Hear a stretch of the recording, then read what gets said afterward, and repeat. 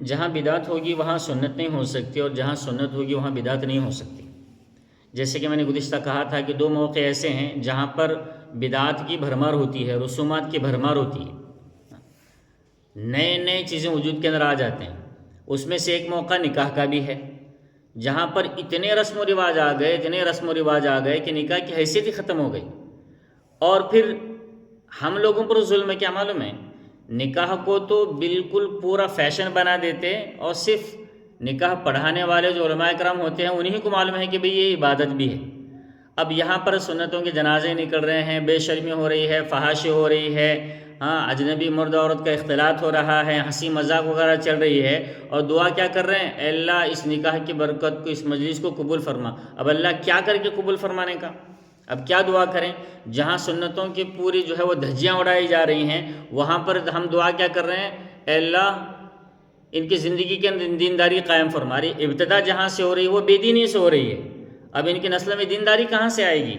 تو نکاح کو سادہ بنانے کا مطلب یہ نہیں ہے کہ بھئی مسجد میں نکاح کر لو اور باہر جا کر کے ناچتے گھومتے پھرتے جو ہے اپنے نکاح کو انجوائے کرو، یہ مطلب نہیں ہے سادے نکاح، سنت نکاح کا۔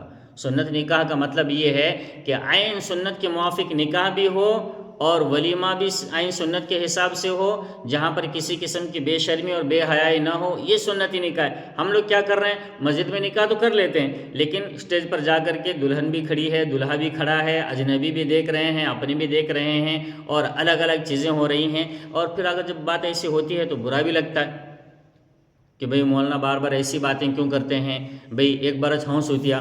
ہمارا کام کہنا ہے، جو حق بات ہے وہ ہم کہیں گے، ماننا ہے آپ کی مرضی، نہ ماننا ہے وہ آپ کی مرضی۔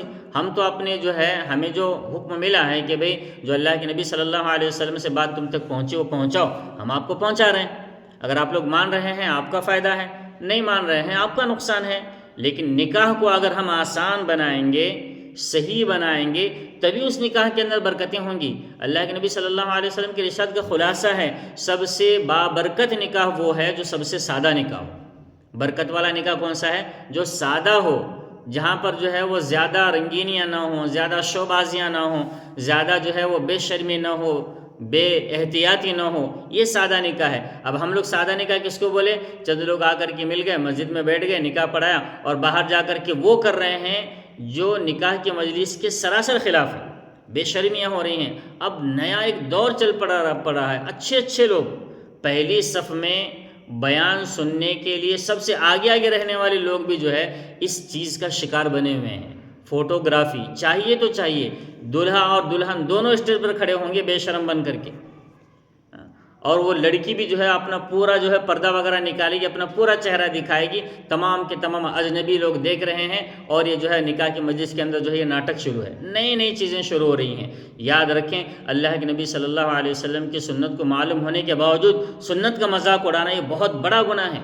اس کے بارے میں اللہ ہم سے باز پرس کریں گے کہ میرے نبی نے جو تمہیں طریقہ بتایا تھا اس طریقے کو چھوڑ کر کے تم نے غیروں کا طریقہ اپنایا، اس بارے میں زبردست پوچھ ہو سکتی ہے۔ اللہ ہماری حفاظت کرے۔